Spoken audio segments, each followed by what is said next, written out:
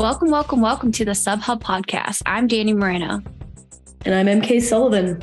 And today we're going to do a little bit of a recap of the weekend as well as a preview for the upcoming U.S. Championship race in New York at Breakneck. But first, Dani, how are you feeling? You're, I think, almost 2 weeks off of Boston now. And I saw your post today about how recovery has been recovery. So tell us how it's been going. Yeah, my body's feeling pretty good. I've been doing like a lot of fun activities. I've been learning how to skate ski, and anyone who skate skis probably laughing at the fact that I chose the very end of winter when the snow is mush to learn. Nevertheless, I'm learning a little bit before I embark on this road trip out to my wedding in a couple of weeks. And yeah, biking, snowboarding, running, just want to be outside with my friends. I find with like training, I don't know about you, like I don't get to do activities as much with some of my friends. So that's been pretty fun. And yeah, this weekend was like bittersweet. I was stoked, just cheering people on, following the results. Me and you got to do that live stream for the Sunapee Scramble, which we'll get into the recap for. So that was a really cool experience. But I did feel like I was left out of the action. I wanted to be in it. But you just got to trust your gut and know that you're doing the right thing by kind of sitting on the sidelines and stuff. Yeah. It just means you're ready to like start training again, that you're feeling antsy a little bit. Yeah, that's a good way to think about it. I love that. Because like when you finish a race, you're just like, oh, I just need a break. And like, yeah, my rule's kind of like when you want to start running again, maybe give it a couple more days. So then you feel the itch and you really want to go for it. Okay. You also missed out on like the biggest winter Mammoth's ever had. So I'm sure it's been great to like pull out the snowboard and rip down the mountain a little bit. Yeah, no, I can definitely attest that I was itching to snowboard the whole kind of Boston block, and we have plenty of snow too that I'm sure when we get back, but I'm sure by that time I'll kind of be deep in my Mont Blanc marathon training, but I'll try to make some time for the slush and stuff. How are you doing? I was running over the weekend for everyone listening for probably like my longest time on feet since Boston. And I was down south about 40 minutes in Bishop, and it was so hot. And I felt like such a baby because I was only out there for a little over an hour and I was dying. And I was just thinking about EmKay and all my friends running to canyons. How are you doing post that apocalyptic type heat wave that you guys experienced? It was hot, that's for sure. That's like the first time in a long time that I've remembered to put sunscreen on for a race. Because when I woke up and we started the race at 6 a.m. and it was already hot, and I was like, I should really protect my skin today. But yeah, no, I'm a little sick right now. I was a little sick leading into the race, but I really wanted to just knock my OCC qualifier out of the way to kind of put less pressure on the end of the year. And so I ran, I survived. The heat was actually the least of my worries because I was having a hard time breathing, but it was definitely hot. And you're talking about feeling like a baby. I was feeling like a baby because the 100K athletes were like suffering out there for so much longer than me and so much later. And I remember thinking like the course was actually more shaded than I thought it was going to be, which was nice.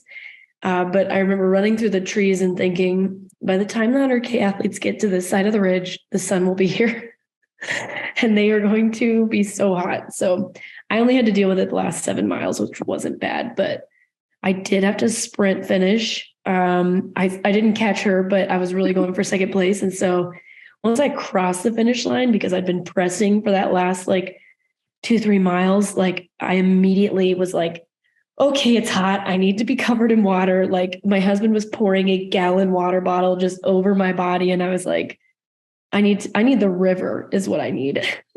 But it was a little far away. I love that. Yeah. Oh, well, I'm so glad you survived and you have your ticket to OCC, which is amazing because it just adds to what I think is a very strong American contingent who's already going to be there. So adding EmKay Sullivan to the mix is going to be even more fun for all of us racing and competing out there. So as part of our recap, we are going to talk about canyons because it was our first North American major as far as the UTMB series. So last year there was 2 majors. There was one in Val d'Aran earlier in Europe, which I think is like the beginning of June. And then there was another major in, I'm going to butcher this, I'm so sorry, Doi Ethanon, which was in Thailand. And that was in November. And so what makes the majors different from the rest of the races in the series is that the top 10 in what correlates to the OCC, CCC, and UTMB distances, and probably TDS. Actually, I'm realizing I haven't seen much on that, but it's those main ones that are getting kind of more the marquee marketing style treatment. If you're in the top 10 at one of these events, you get an automatic entry into those races. And so this being the first North American one, there was a lot of hype and excitement because it wasn't only that, but also coupled in the 100K, it was a golden ticket race. So it just seemed like there was a lot of storylines, a lot of people that were there, not only competing, but spectating. And the last thing I wanted to add is if you weren't competing for a top 10 spot, it also was double stones. So anyone who competed in, say, the 25K, instead of it being 1 stone, it was 2 stones, which that adds to your chances of getting picked for the race, not this year, but next year. And I'm not totally clear on the new rules, but I also believe the people who got top 10 can choose to go in 2024 instead of 2023 as well. Oh, so that's nice. Kind of new. Don't quote me on that, but I'm pretty sure that's how it goes. No, I mean, that's totally fair.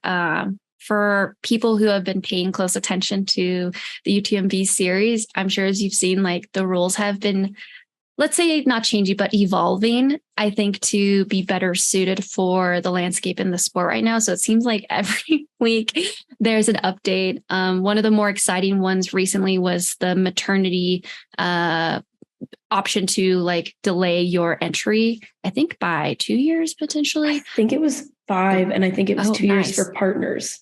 Cool. See, that's amazing. So that's an example of something they didn't have before that is much needed. And I'm so happy that they are accommodating for those situations going forward. So before we get into the race recap, EmKay, tell me just like how the atmosphere was here, because you were at this race last year. EmKay won the 25K and set the course record on the older course because they did reroute all of the courses this year to end in downtown.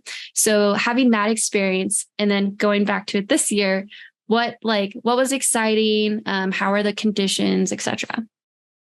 The finish line feel moving it to Auburn was super cool because last year, like the way that it worked was there was the 100K course and everybody ran the 100K course, but they just stopped at their distance. So like the 25K stopped at the 25K aid station and the 50K stopped at the 50K aid station, which is like kind of cool.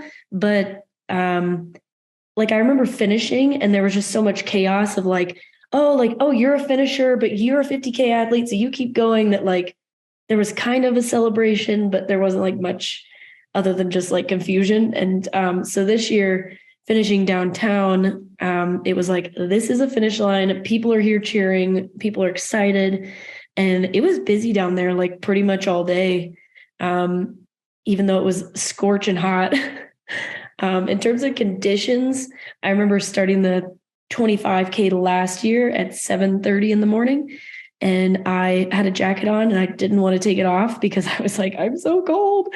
And this year we started, I did the 50K. So I started at 6 a.m. and I was already like a little balmy and the sun wasn't even up. So it was a very different day, much hotter, but people survived. The 100-miler had an insane amount of DNFs actually, but the 100K and the 50K went pretty well. I did actually get caught behind a med flight in the last 3 miles, which was kind of crazy. There was somebody being med flighted off of the course. I hope they're okay. But my guess is that it was probably a 100-mile athlete, 3 miles from the finish line. Dang. Such a bummer. Yeah. I hope that athlete and their family are doing okay. That's really scary. The heat is something to never take lightly, that's for sure. And to try and be ready for it in whatever way you can. And then we're lucky enough that if, things go south, sounds like they had a great medical team ready to treat anyone. It was so efficient too. It was Yeah. crazy how fast they got that person on the stretcher and lift them in the air.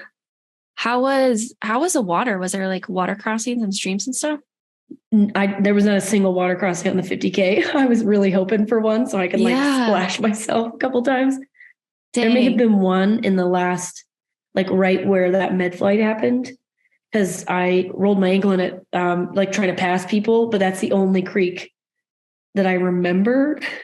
Yeah. But they did have sponges at 8 stations, which was much needed. I appreciated that.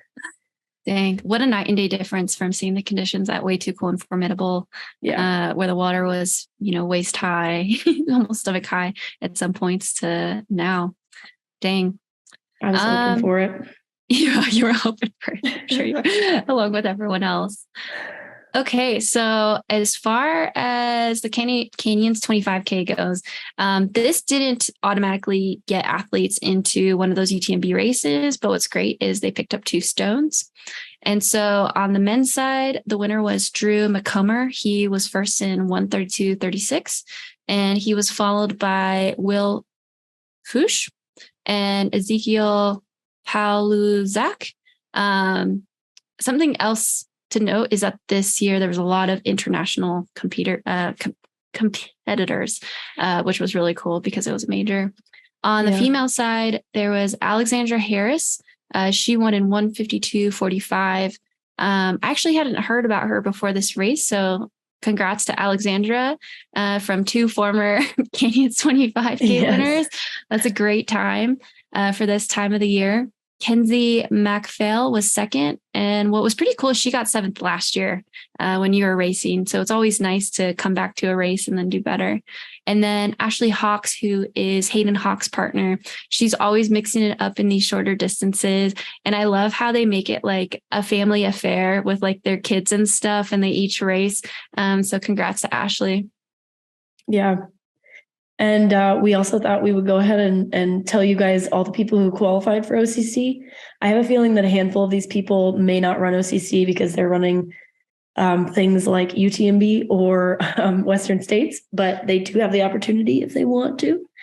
So on the men's side, we have Hayden Hawks winning the race, Jeshurun Small in second, Eric Lapuma in third, and then Matt Seidel, Nick Handel, Alex Parker, Chris Jones, Michelle Merito, Rod Farvard, and Corbin John. Those are your top 10 men from the Canyons 50K.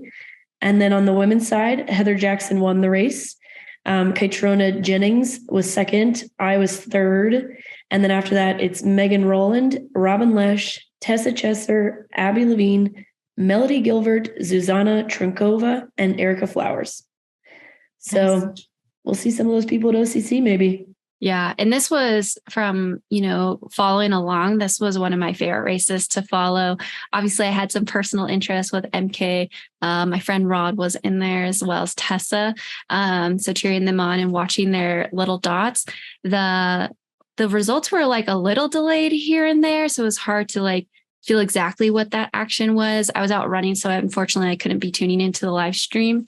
But Hayden, I thought this was actually a great win for him. I wouldn't expect anything less, but you never know how your legs are going to be when you're training for longer races. So Hayden, again, just rounding out how versatile he is as a trail athlete. Jeshurun, he's actually a Tarek's teammate, and I was so excited to see him mixing it up there, helping to push the pace a little bit. And then Eric Lapuma, Matt Seidel, it was cool to see them up there too. Rod, my friend, just special shout out. He took a wrong turn and he was up in that kind of 3rd, 4th position as well. But that just comes with this sport. And then on the female side, EmKay, you want to give a little bit of color there as to how that race unfolded? Yeah, Heather Jackson is just like Hayden Hawks, in the depths of training for Western States, but also Unbound Gravel, which is, I'm pretty sure, 150 or 200 mile gravel bike race, which I think is 2 weeks before Western States. So she's crazy, crazy good. And very strong. Like when she left me on the climb, I was like, yeah, today is not the day for this. Like, see you later. I had a feeling I was never going to see her again. And then Katrina Jennings is actually an Olympian, an Irish Olympian in the marathon. When she passed me on the road downhill portion at the end, I thought she was in a different race. So she crushed. I was trying to catch her at the end and she heard me coming and just like, boom, gone. And I was like, okay, I tried my best. And Megan Rolland is actually a former steeplechase standout. I know she was at the trials and US championships multiple times for the steeple, mom of 3. And I think this is maybe her first 50K. She's been doing a lot of shorter things and has been crushing. So it was fun to see her out there as well. Yeah, it's I will say it seemed like Hoka kind of had wins all across the board this weekend. And this 50K, that's 1-2 for them and a 1 on the men's side. So they definitely showed up for this major this past weekend. Nice. All right. So then next up was the Calamarro Skyrace. This was the first race of the Sky Running series, a series that we covered in our kind of like trail running series overview. That was one of our first episodes. And so this race was bittersweet, I would say for me. The sweetness was Iris has just been like going after sky racing as hard as she could. And it was so cool just to like see her finally win. One of those like bridesmaids moment, always the bridesmaid, never the bride situations. And so I was just so happy for her. And she's such a sweet person. She does like a lot of cool like paragliding and stuff like that too. Marcella was second. She's also a woman who's very prominent in the Golden Trail series. She was second. Ikram Rasala from Spain, she was third. And then the bitter side was Elsie, someone else who we have raced against before in the Golden Trail series. She was actually leading the whole thing. And sadly, she fainted like with a couple miles to go because the heat, like canyons, was just crazy this weekend. And so she unfortunately didn't even finish the race. So I hope that her recovery is going well.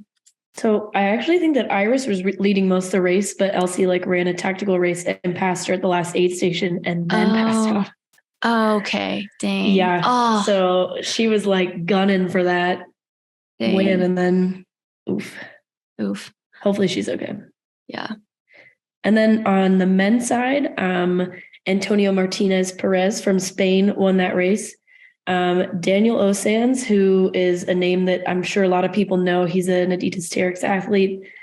He's won a lot of races this year or this last year. He also was like gunning, leading the race, and then like stumbled into the finish line and held on for second place because of the heat. And then Frederic Trenchond from France, I'm sure I said that wrong, was third place. So that's our first Skyrace series of the year. And we were a little confused when we went through this series, like when we were explaining how to qualify and stuff earlier. But I did see that the top 20 people in this race were awarded points to their overall ranking for the year. And prize money was awarded to the top 10. I don't know what that prize money was, but it went all the way through top 10. Nice. Yeah. I think I saw a picture that Iris was holding that maybe it was like a little over 2,000 euros for first place, maybe like 2,600 or something like that. So USD somewhere between 2 and 3K maybe. But yeah, that is not confirmed, just a guess. But that's good. Hopefully too, as the series goes on, we gain more and more clarity on the series. This race also was in Spain, so that's probably assuming why, aside from the fact that the Spaniards are incredible sky runners, that they took a lot of those podium spots. And then the next race is in 2 weekends, and this is in France, and this is the Skyrace. They, Mathesines. I'm sorry for people listening. France, please correct us. And I believe Lindsay Webster is running that, and she was the champion last year. And I'm pretty sure Shayla Alviez, who's my teammate on Terex, is also running it. So that'll be a really cool matchup because Shayla was the previous champ like multiple times in a row, and she didn't really do it last year. So I really hope that they're both on that start line so we can follow the action. Yeah. She was hurt last year for a lot of it, right? Yes, like the beginning of the year, and then she crushed OCC. Yeah. Cool. As in she won. Yes. Well, the most exciting of all the races that happened this week, maybe not the most exciting, but we were excited about it because we got to be a part of it too. It was the most exciting. Yeah, it was. These short races are just like so fun to watch because like the vertical day was 32 minutes long and the up down was an hour long. So it was like perfectly digestible. But Sunapee Scramble happened this weekend. Day 1, U.S. Vertical Championships. Day 2, U.S. Up Down Championships. Dani, what happened in the vertical race? Madness. I'm sure Francisco Pupi will appreciate that phrase. Yeah, there was so much on the line, right? So not only the U.S. like earning that title as the U.S. champion, but people are trying to get those spots on Team USA.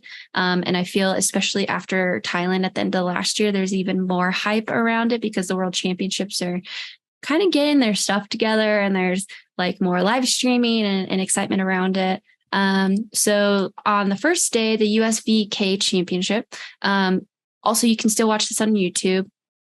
The U.S. team was that people that earned their spots were Joe Gray, Dan Kurtz, Eddie Owens, and Garrett Corcoran.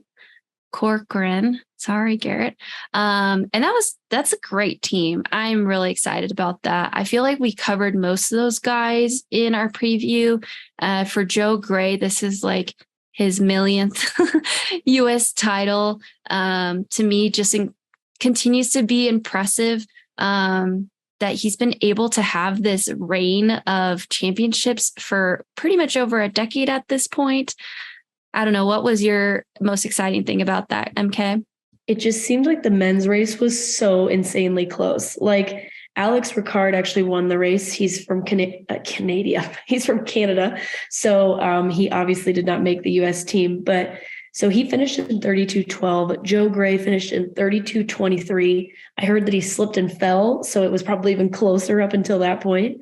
And then after that, it was 28, 40, 43, 53. So like these guys were so close the whole time. And so that was just, it's cool to like have that kind of density in a race, especially a race that short. Yeah, 100%. And I'm going to confirm that Joe, this is his 23rd win. There's so many people who will never win a national championship. And Joe Gray has just got his 23rd win. There's people entering the sport right now who are younger than the amount of wins that Joe Gray has. Yeah. Joe Gray is the king of sub ultra in the US for sure. Yeah. And one of the most widely recognized names in the world for sub ultra. And, as far as the VK course, what I really liked about this one is it had so much variety. And so that part that I think Joe probably fell on, people, please look at that YouTube because it is very, very technical. It was, if you looked at the profile and say you were like a downhiller and you're like, okay, I'm going to see if I can make up time. It was so short, so technical, so punchy that like people were just flying and then it was over like that and you're climbing again. And I personally can't imagine doing that brain switch. Like you're jamming up this fire road and then immediately it's like East Coast technical trails for like a couple minutes and then you're jamming up again. Yeah, very, very impressive. Yeah. And the conditions were terrible both days. Well, at least coming from like somebody who lives on the West Coast and doesn't deal with humidity. But it was wet. It was cold. It was windy. So the trails were just muck also. That was a good race. You want to say the females that made the USA team? Yeah. So for our women's vertical team, Allie Mack already obviously made the team because she was our world champion last year. So there were only 3 spots up for grabs, and those were taken by Grayson Murphy, who would have been 13th in the men's field. Like, she demolished that race. Rachel Tomajic and Alex Lawson, who is on the trail team, rounded out those second and third places in the race. It was just insane how, like, we know how dominant Grayson is, but just to like see her race the men too is like so fun. And they were in separate races. Like, they weren't even racing each other. She's pushing herself. Yeah. So Grayson's time was 35:47. And the next woman, respectively, was then 40:28. And then it went 41:03. So those were the top 3 spots.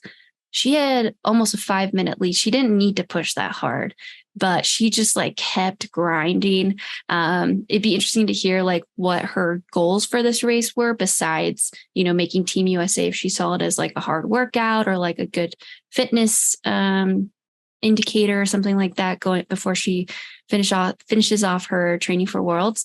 But yeah, needless to say, our VK team, if I was the rest of the world, I'd be aware. I don't want to say scared. Maybe scared. This is a very, very strong team. Allie and Grayson. Yeah, Rachel, Alex, like EmKay mentioned, we actually have an interview with her. My surprised, but not. But I'm becoming like a bigger fan is Rachel. Like, I knew she would be in the mix, but before we get into the next day, like her whole weekend, I thought was just like a great weekend. And I think she's like a really good testament to that. Like, sometimes it just takes, she was already doing great, but she's just getting better and better and better. And like, that's usually the more typical trajectory of an athlete if they just like stick with it. So I was really happy to see her get that second spot on the day.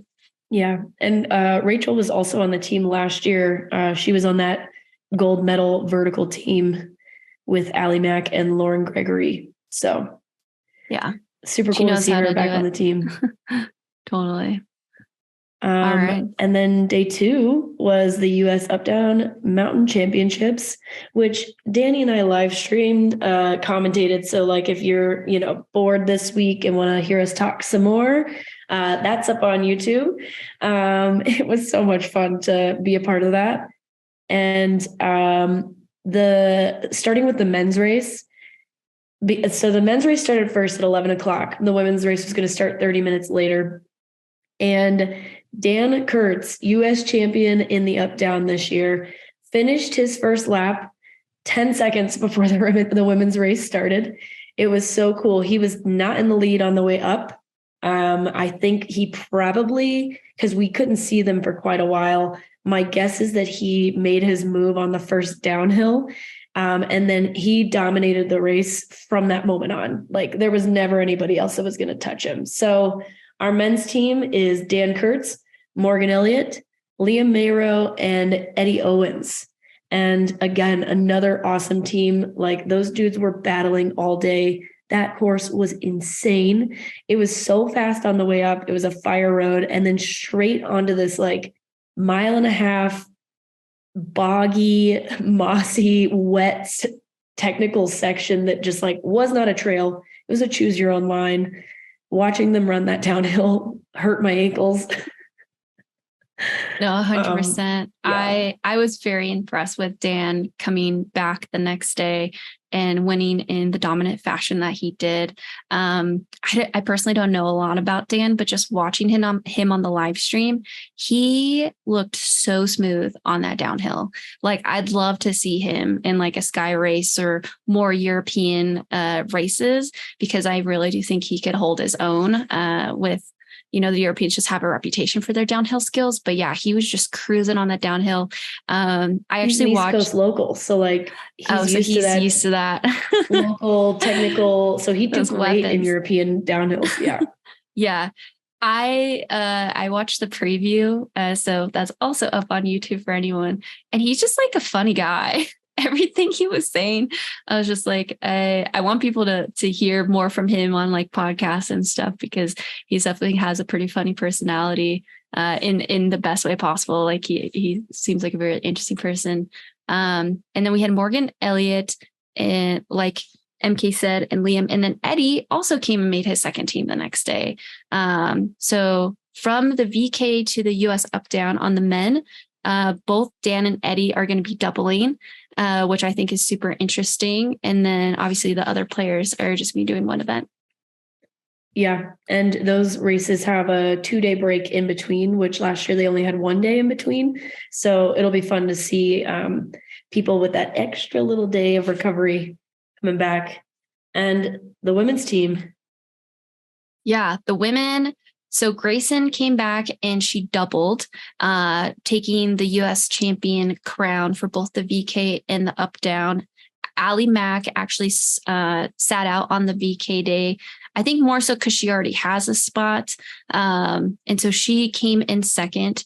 Rachel came in third. So she earned herself another Team USA spot in addition to the VK. And then Casey Enman came out and rounded up the top 4. This race, it was like had so many different emotions, right? I feel like there was a lot of hype, not only from us, but from different media outlets about Allie and Grayson finally racing. So it was really exciting to just see them both take off the line and going head to head, because to me, they have very similar racing styles. Like they get out hot, and more times than not, they hold that very well. And then Grayson started pulling away already by that first uphill. Yeah, I was surprised to see them come to that summit aid station and only see Grayson, because Allie ran a really strong race the whole time, but like the two of them were motoring together the last time we had seen them before that. Yeah, 100%. And so Grayson definitely made a move at that point. And then she never looked back. She never looked back. She came through the start line, which is also the finish line, because again, this was 2 loops. And she probably had almost 2 minutes on Allie at that point. And then when they hit the summit again, it seemed like Allie was closing the gap a little bit. But then Grayson just like extended even more by the end. And I highly recommend checking out Grayson's lap splits, not splats, on the live streams, because it's very impressive. Like her spread was smaller than Dan's, as far as like each lap that she was hitting. But the most exciting race of the day was the race for third. Rachel and Casey were neck and neck for the whole first lap. They ran together, and the entire ascent, when we saw them at the summit camera, Casey had actually made a little bit of a gap, like maybe 3 seconds on Rachel, and Rachel tripped, but she got up, she kept going, and she must have just like made a hard move on that downhill. But Casey didn't let up, because I think Rachel only beat her by like 5 seconds. It wasn't that big of a gap. So they were battling each other all day. And Casey Enman is 43 years old. She's a 2011 world champion, and she just made another US team. Yeah. So strong. If that doesn't inspire you, I don't know what will. It's similar to Joe. I just think what's really impressive is that Casey has also stayed in these shorter distances pretty much her whole career. She's done some like 50Ks here and there, but I would say 90%, 95% of her races have been in the sub ultra distance. And we keep talking, we as a trail community, how many fast runners are coming into the sport, yet Casey is like still in the mix. I just find that incredibly inspiring personally. Yeah, it was cool to watch. Yeah. I'm excited about that team too. So the women's team, Grayson, Allie, and Rachel are all doubling. And then our 4th athletes will be just doing it the one race. Yeah. And I will say too, with the women's team, 3 of them are former world champs. I don't know how many countries can say that. Grayson, Allie, and Casey. And yeah, Allie didn't win this time. But to me, it's really like an iron sharpens iron situation. I don't want to put words into either their mouths, but I'm sure Grayson is thinking, all right, how can I keep this gap on Allie? And Allie's thinking how she's going to close the gap on Grayson. So it's going to be a really exciting individual race. And I think that is going to elevate Team USA even more as a team. So I think I'm really excited to watch them at Worlds. Me too. Yeah. So that concludes our team qualification for the vertical and up down. It was just one race and done. So the final US qualifying comes up this weekend in Beacon, New York at the Breakneck Trail Marathon. And this race is so surprisingly steeper than I thought when I was hearing about it at the beginning. Danny and I were looking over the stats for this race, and it's just over marathon, 26.4 miles with 8,600 feet of gain, which is really actually kind of hard to find here in the US outside of something that's, above like 8,000 feet. Oh, 100%. Before this too, we were just talking about like major props to the USATF mountain running committee / board for, I think these are great races for picking our best teams going into Austria. I personally have never done a marathon in the US that has that much gain. Mm-hmm. And it just from seeing the pictures and stuff from last year, like we know it's technical, not only because it's on the East Coast, but just in this specific area.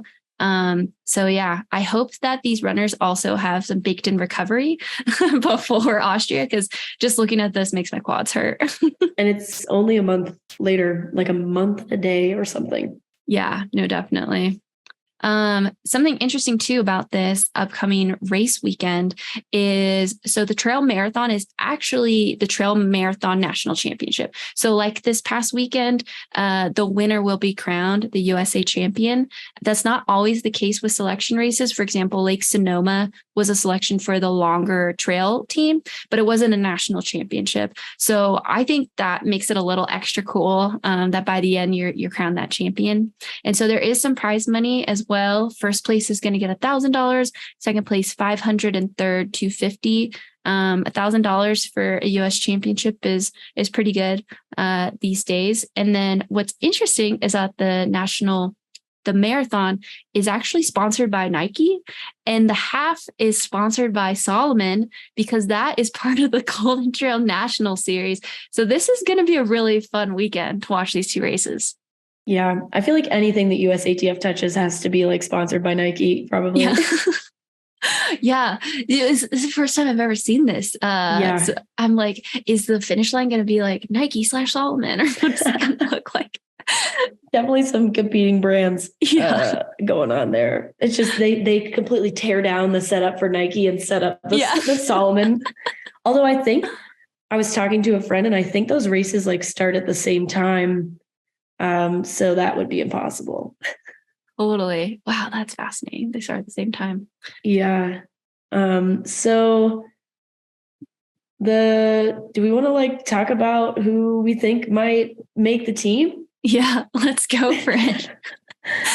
So just a reminder, we've talked about this before, but top two at this race make the 40K short trail team. And then the final spot will be picked by resume. So my picks for the women's team as of right now are Claire Rhodes and Bailey Kowalczyk. We have not seen Bailey race yet this year, but she had a killer year last year on the Golden Trail Series. She did race at Gorge. She won the 30K. And Bailey she crushed last year. Her training has been really good. It's been really consistent from what I've seen on Strava. And so I'm excited to see her on this course, especially because she's really good at like technical running.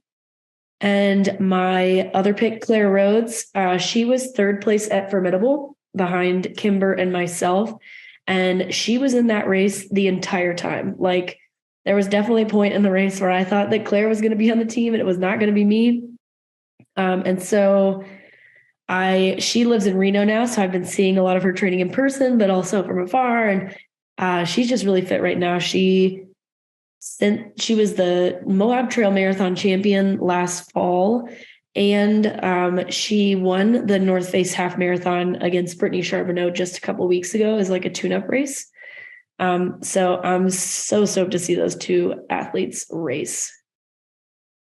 Yeah, I think those are great picks. On my end for the women, I also have Bailey, just having competed against her myself and just knowing what her experience is, especially in Europe. I think this course very much suits her. She's probably done at least 5 versions of, around 8,000 feet for a marathon at this point. And her win at the Gorge, she just seemed to be on fire. And I know she really wants to make this team. And so I feel like that's extra fuel to the fire for Bailey. And also, since it's like sponsored by Nike and she recently signed with Nike, I'm sure she's extra excited out there to represent the brand. And then I'm going to make it a little controversial and I'm going to choose Brittany for making the team. I think Claire is also a very strong runner as well. I was very impressed with her run at Formidable, hanging with Kimber and EmKay for so long. But I'm going to say Brittany just because she recently lost to her, is maybe, gunning for that rematch and wanting to earn that spot. But I do anticipate maybe Brittany and Claire kind of going back and forth for some time. And potentially 2 other women that I think will be in the mix. Sam Lewis, she's been on the USA team before, actually a couple times for the shorter course teams. She actually competed this past weekend and unfortunately didn't make either team. So I could see a little bit more fire there also. And then Christina Mascarenas, she was on the team last year. She won Pikes Peak Marathon. So she may also be itching for a rematch with Brittany. So maybe there's a little bit of a love competition triangle with Claire, Brittany, and Christina at this race. Yeah. And I think another name to look for would be Britta Clark as well. She competed pretty well at CCC last year. So she's, run on those European trails. She's probably pretty good at technical stuff. And she also she got second at the Ragged 50K last year, which is not the same race, but a similar kind of feel, terrain. I guess. Yeah, terrain. East Coast. Yeah, no, definitely. Yeah. Well, I can say personally, watching all these races between last weekend and this weekend, I definitely am having some FOMO. But just from the names that we're reading, I am so excited for our potential fully equipped 40K team after this weekend. Yeah, for sure. And then on the men's side, this one was harder for me because Max King was not the Max King that I thought he was going to be this weekend. And that may very well be because he was planning on coming back this week and like knocking it out of the park. But I do have Max King making this team, as well as Jackson Brill. He was 6th at Broken Arrow last year, the 48K, which was like fairly competitive because it was a selection race for the 80K team last year. So I'm curious to see how he does on this terrain, but I think that he can do a pretty good job. And I think he's my second place. I think those are both great choices. Yeah, Max kind of made like a hard push the last downhill of the up down, but he didn't have enough real estate to really catch too many people. So he missed out on a spot there. I also have him here because he won last year. Like he won this race. He knows what it takes. He actually passed someone, I think like in the last mile or so to win. And so having course knowledge is something that, you should take definitely as like a strong indicator, I think. I had a hard time picking my number 2. 2 names that kind of came up are Garrett Cochran and Morgan Elliott. We don't know if they're racing. If they are, they will definitely be in the mix, but they just both made teams this past weekend. So maybe, this was a sign up if that didn't happen. TBD, if they end up racing, maybe they might just race it because it's a national championship and then say no to the spot. We'll see. That being said, there's been people in the past that do the short course and also do the 40K. And I think one of the most famous doubles was David Sinclair. He placed like top 5 in both, or top 10. And so it is doable. It definitely is doable if you have the right training and everything. So who knows? Garrett and Morgan might be going for that as well. Yeah, Some other definitely be up in they'd definitely be up in my top mix as well if they decide to race. Yeah. A couple other names that kind of came to mind besides Jackson Brill, Patrick Curran. He's an East Coast native, just looks like he's done a lot of races on these types of courses, which I think is a huge advantage. Mike Sansiri, he also raced this past weekend and didn't make a team. So we'll see if he'll be returning this week. Do you have anything else on Mike? Yeah, Mike has won Speed Goat as well as the Rut. And he was 7th overall at Broken Arrow last year, which was a qualifying race. Nice. So he's very used to this kind of mountainous terrain as well. Yeah. The Rut especially. And I've heard Speed Goat is very technical. So that will probably play to his favor. Michael Lipsy hasn't done this distance, but he won the 21K before, or he's raced it before. Stephen Kerr. Matt Lipsy, sorry. Yeah. Stephen Kerr finished 6th at this race last year when it was a qualifier. So again, having that course knowledge. And then Stephen Lange was kind of the last one that stuck out to us. He won the 21K version of this race last year. So it's his first time doing the full marathon. But again, just lots of guys with course knowledge, which that's definitely not the case on the female side as much in kind of like that front bunch. So that'll be interesting to see how kind of like the front goes out and like how they adjust accordingly. Yeah. And if we've learned anything from like watching these East Coast races, you can never count out a local. Yeah. Like their trail knowledge and their ability to like move quickly over those roots and rocks is just, it's unreal. Yeah. So it's I think it's going to be a really exciting race. Do we know if there's a live stream for that? I don't think there is. I think it's just I haven't seen anything yet. Live tracking. It's probably one of those things that's just like there's no service out there. And I mean, it was like Canyons this weekend. They were like, we're going to do a live stream. And I don't think there was any live streaming actually happening because just terrible service for these mountain races. But we'll figure it out one day. No, 100%. So there is live coverage. It's going to be on YouTube. So we'll make sure to put those in the show notes. It's 6:15, but that is Eastern time. So it is going to be a little bit later here on. No, earlier, 3:15 a.m. Oh, earlier. Sorry. Yeah. On the West Coast, we were a little bit spoiled with Sunapee because again, those races are so short that they are able to push them back. Which I think actually would play to the favor with like the weather in some instances. So yeah, it looks like it'll be on YouTube. So that's very exciting. Yeah. So hopefully we'll be coming to you guys next week with some new Team USA results. Yeah. All right. That wraps it up. Thanks again for listening to the Sub Hub Pod brought to you by Free Trail.